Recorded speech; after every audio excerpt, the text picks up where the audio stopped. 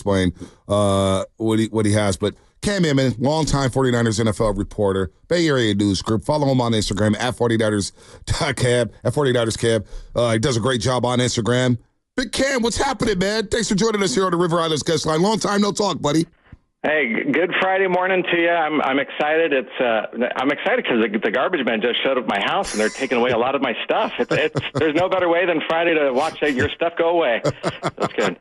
You probably got a lot of stinky garbage too, Cam, knowing you. Well, you know what? I did an extra. This is an exclusive interview. I had extra special trash pickup because my son and I repaired his bumper on his truck. I got old boxes, TVs. Today's the big day where they come and pick up free stuff. So it's awesome. It is awesome. I'm surprised you're not. Are you going to Canton, Ohio tomorrow for Patrick Willis's Hall of Fame induction? No, sadly, I'm not. I'm going to be at camp, but I will tell anybody that loves football, just go to Canton, whether it's enshrinement weekend or any other day. It's the only museum for some reason I really, really appreciate almost. It's awesome, and it's a small town America, and it is cool that Patrick finally got in, and hopefully there's going to be a lot more 49ers following him now because this franchise kind of got reset once Patrick kind of came through, right, and started making playoffs again. And so I guess the last 15 years or so, there's been contention. There was a little dip for a bit, but Frank Gore is probably going to be following him in there in a couple of years. Joe Staley as well, and I remember that photo when Patrick Willis got drafted in the first round alongside Joe Staley. And they had that photo up at their press conference where they're holding up their jerseys. Of course, Patrick Willis with that number 52, and he starts right away. So what do you remember about first seeing Patrick Willis when he hit the practice field as a rookie from Ole Miss? Do you remember just how fast Patrick Willis was and how just the instant brick wall that running backs would go into? I don't think I've seen a running back or a linebacker deliver such ferocious hits than Patrick did. And the other day on the practice field, Dante Whitner was standing on the sideline with me, and he played with Patrick. And I said, what was Patrick's best hit that you remember? And he said, go back and watch the Indianapolis Colts game. He said he just absolutely obliterates some running back. I think because Dante did something to the fullback on the same player. I may have that vice versa. But so I went back and watched that game, and it's just poetry watching him play football. It's really neat. So it's great that Patrick got in. The knock on Patrick was he just didn't play long, right? He played 7.5 seasons. And when he went into the Bay Area Sports Hall of Fame, was it 2 years ago? Yeah, 2 years ago. Yeah, Mike Singletary introduced him. Yeah. Presented him. Yeah, and Patrick's it wasn't a plea, but it was a really good explanation of don't look at what I could have been, look at what I did. And what he did was a Pro Bowler 7 years in a row. He led that defense the way you want a middle linebacker to lead it, and the way Fred Warner's doing it now with the modern era of 49ers. Yeah, he led the team with 174 tackles his rookie season. Patrick Willis, that is. And, of course, week 2, we just played a highlight when he had the 86-yard interception return up in Seattle. Remember the hit on Brad Smith. He had another pick six against the Rams one year. He was unbelievable. But the person Patrick Willis was, which I think that's what made teammates fall in line with him. It wasn't just that he was a hard hitter. He could go sideline to sideline. He could play all 3 downs. It was the person he was, Cam. Yeah, he was a selfless leader, and it's what you need out of that position, right, where everybody can look to somebody and say, all right, well, that's excellent, and I need to play up to his level. And he played on some defense that had a lot of talent around him. And Patrick never, pretended that he was above anybody. And then here comes Navarro Bowman. And next thing you know, there's a dynamic duo right there. And, Bowman's knee injury in that 2013 NFC Championship game was just so devastating to his career and that Niners defense because, Patrick was done the next season. And it was just wait, 1 minute they have the best linebacker duo in the NFL. And then the next year, it's gone. And so that's why I think it's the NFL. You have to really appreciate, the talent that's on the team. If you look at the team right now and you say, okay, you got some really talented guys, and it's not about just a championship window because there's going to be players coming in and out all the time, right? It's maintaining that high level, and it's guys like Patrick Willis that establish that. Yeah, Cam. So we're talking about, Patrick Willis, the man, what your first thoughts of him were, but I'm kind of curious, throughout his career, what's a moment on the field, a play he made on the field that you feel just truly kind of encapsulates just what kind of a dominant player Patrick Willis was at linebacker?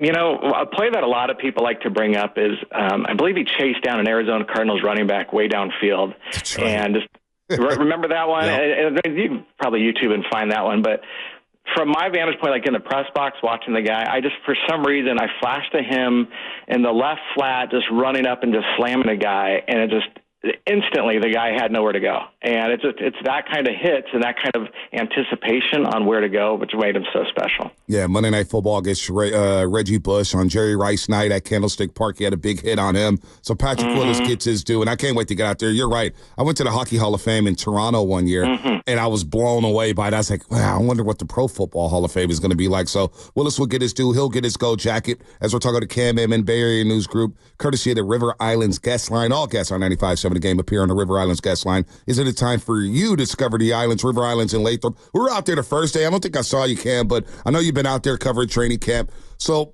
obviously the Aiyuk stuff. Let's just start right there. What's the latest there? Because there's all these rumors over the internet. I woke up from a nap yesterday thinking, where's this coming from? Well, I had no idea. It's like, wait, because of a handshake and a hug with John Lynch? So what is the latest with Brandon Aiyuk? Let's start right there, Cam. Exactly. It's like we've been waiting for 6 months. I mean, it's not just not just last 24 hours. It's like, hey, stay tuned. It could happen tomorrow. The fact that they're starting kind of this third block of practice today, so they practice a few more days today, and that's like every time they start a new block, it's like, okay, maybe now is when Aiyuk signs so he can get integrated into practice. So yesterday he shook John Lynch's hand and Kyle Shanahan's right as practice was getting going. Everybody got all excited. And then he kind of looked around and go, wait a minute, if he's going to sign a big deal, he's going to know this. He's probably going to have his family around. And then Brandon retreated and walked practice from a cart like he's been doing throughout training camp. But Vontae, the fact that he showed up at camp, I mean, it shows you he wants to be on this team. Like, he put that trade request in a week earlier, and it's just kind of like, all right, I have to go through these business motions to pretend I'm mad.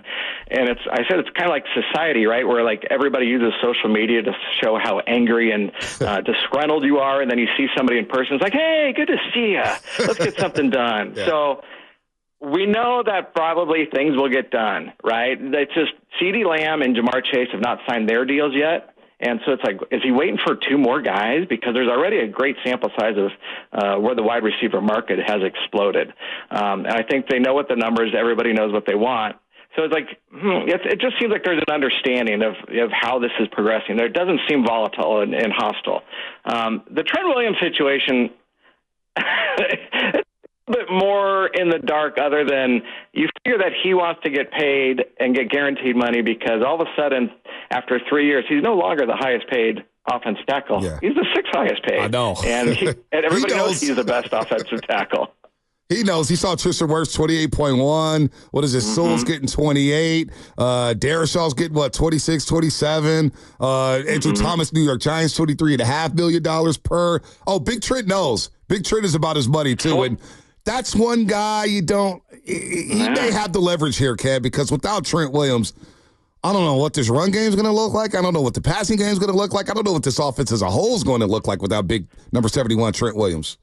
And it doesn't look great. And it's, this affords Jalen Moore a chance to kind of get a lot of reps in practice. But when you're going against Nick Bosa, you're not winning a lot of those reps. So it's a tough learning. But, you go back to the money situation with Trent. When he signed that contract 3 years ago, he was hyper aware what the market ceiling was, and it was David Bakhtiari. And Trent made sure out of this, like, what is it, $138 million deal or something, Trent saw, give me $10,000 a year more than Bakhtiari so I can say I'm number one. So, he's aware. But since then, since he signed that deal, he became an All-Pro. That's the only time in his career he's been All-Pro is each of these last 3 seasons. So, and he's relatively durable, and everybody knows the second he's on the field, he is a menace. And he's exactly the guy you want protecting the quarterback, who you finally have a quarterback that you're going to be paying a lot next year to. So you got to lock Trent up for a couple more years and satisfy him. But he's not the kind of guy that needs training camp to get in shape. This dude knows what he's doing. He doesn't need to be there for offensive installs. That he's in the same system he's been in for 14 years in the NFL. Cam, we're talking about all this money here, and we had Matt Barrows on yesterday, and he mentioned that the Niners kind of knew that this situation with Trent Williams was coming. And we've seen this over the last few years where the Niners, they like to wait to pay their guys. Debo, he got his deal in camp. Bosa got his deal right before week one. They're waiting with Aiyuk. They're waiting with Trent. But during that time, you've seen it this year. You saw a bunch of wide receivers sign deals early on. You got Sewell and Wirfs. They're signing their deals that are kind of increasing the price. So it's at this point where the Niners waiting like they usually do is kind of, increase the price that they're going to have to pay for these guys. Do you kind of get this sense that going forward, if the Niners want to keep locking guys up, this strategy of waiting, through the summer and into training camp might need to shift? No, because this is how they've done it. And so I think it's everything that we paid attention to this year with Aiyuk and now Trent Williams. You just go, oh my gosh, what's going on with their business principles? Wait until next year. Wait until they have to hammer out a $60 million a year contract for Brock Purdy. It's going to be the biggest contract in 49ers history. And, obviously Brock's on the way towards that. He's got to prove himself again this year. But the way you just saw Jordan Love and Tua get paid, Brock's going to get paid, and his representatives have to make sure that he gets paid at the market rate. So is he going to get his contract in February, the second the season's over, the second the Super Bowl's over? I don't think so. It's a huge deal. It's a massive deal. So all this talk about, they let their deals drag on. Well, yeah, that next year's probably going to be one too. Yeah, he's not the only one. Charvarius Ward, Deommodore Lenoir. There's a lot of guys. Camp. There's a lot of guys. Hufanga, what's going to happen with him as we're talking to Cam Inman here on the River Islands guest line. Cam, who else is standing out in camp right now? Other than, Fred Warner, I'm hearing is having a monster camp. Deommodore Lenoir looks great. Charvarius Ward looks awesome. I hear just looking at Debo, I'm like, wow, Debo looks like he's in great shape. Who else is standing out? Who should we keep our eyes on before we get to this preseason game next week against Tennessee? Yeah, well, and especially when you're talking about looking at the preseason games, I think this camp and this preseason is all about figuring out the depth on this team because we know who the starters are essentially, right? Other than a right guard where you have a rookie in Dominic Pooney who's standing out doing really well. He's holding his own, but it's almost by default because Spencer Burford's out with a broken hand and John Feliciano's dealing with a knee issue. So the offense is kind of like, okay, well, is Pearsall going to be able to learn the offense fast enough? Trent Taylor's back and he's looking really good, but it's like, is he going to get reps behind Debo, Aiyuk, and Juwan Jennings? So you have a lot of wide receiver talent, again, which is good. You needed that depth. McCaffrey looks just, it's the underplayed storyline. This guy's the NFL rushing champion, and he's ready to go already, and it's August 1. So defensively, they do have a little bit more depth at cornerback, but, we'll see how that goes. Isaac Yiadom on the outside when Deommodore Lenoir shifts inside. He's done really well. It's kind of a nice cornerback combo, but you know how the league is. You need a lot of cornerbacks to get through a season, just as you need a lot of defensive linemen. And I think that, to me, is a concern still because they did not draft any defensive ends, and they signed Leonard Floyd and Yetur Gross-Matos. Yeah. And I honestly, I think, and I talked to Yetur yesterday or the day before. This guy could be the monster off-season addition because he's going to be the versatile guy that can stay on the field a lot, and rotate in there. I think that. But again, there's your three defensive ends. You got Bosa, Floyd, and Gross-Matos. Who else you got? Because I don't think Drake Jackson's coming back anytime soon because he had a serious knee injury. And then you're kind of relying on Robert Beal, and then it's like, this is a team in recent years that needs to go after defensive ends, and they realize they don't have enough depth, and they trade for them in October. They go after Chase Young, Randy Gregory. They got Omenahu a few years ago. So that's a concern to me. And then you talk about the special teams, and you're like, well, okay, they need a new punt returner. So that's where Trent Taylor's probably leading the way right now. But this new kickoff rule, did you watch it last time? I'm fascinated. I'm fascinated by it. I think it's going to be. I think it's going to be exciting for the league. They need to do this, spice it up a little bit, like they did the extra points a few years ago. Cam, hey, well, let's see. Let's see what happens. Yeah, I mean, okay, watching this at practice, I go, this is going to be a disaster. Only in the fact of these officials got to be on it because the cover teams, those guys are not allowed to move until the ball's in the receiver's hands, right, or the returner's hands. And you can see some guys wanting to leave early, so that they're going to watch these guys like a hawk. And then the guys who are blocking those people, they're going at them at an angle that's almost like a T-bone. And so you're going to see these blindside block penalties if guys are undisciplined. So I'm just going, it could be a lot of fun if a returner makes it past that first wall and is gone, but there's a lot to get through to get to that point. So let's focus on the offense here a little bit. They put up close to 30 points a game last year, and that was with Brock spending most of the summer rehabbing an elbow injury. He's got the full off season now, OTA's training camp. He's the unquestioned starter. This offense looks about as locked in as it could possibly be, especially once Brandon Aiyuk and Trent Williams get on the field here. Cam, I'm curious, just how much better could this offense be? You know, last year we were saying, 30 for Purdy every game. Is it possible that we could see an offense that's climbing, north of 30 points per game this season? I think so. I think we undersell it going, oh, well, Purdy, he threw a franchise record 4,280 yards last year. There's no way he's going to repeat that. Definitely he can repeat that. I mean, he's going through camp. He's getting that arm in shape.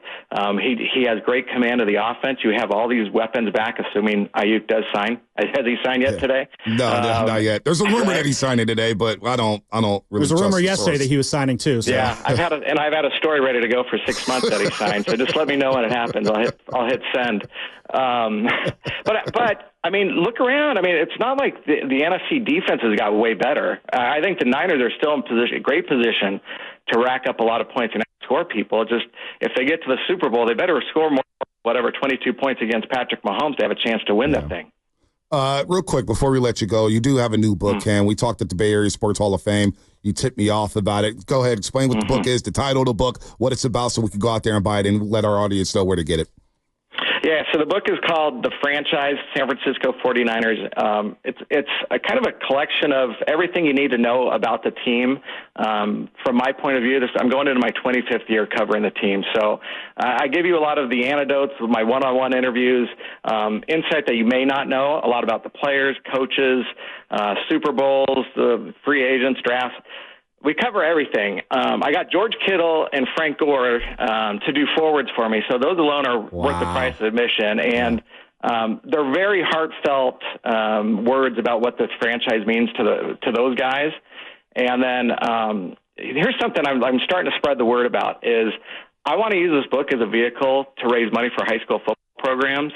So my publisher, which is Triumph Books, said that they're going to do something with me where if programs are interested, they can buy the books at a discount and then resell them.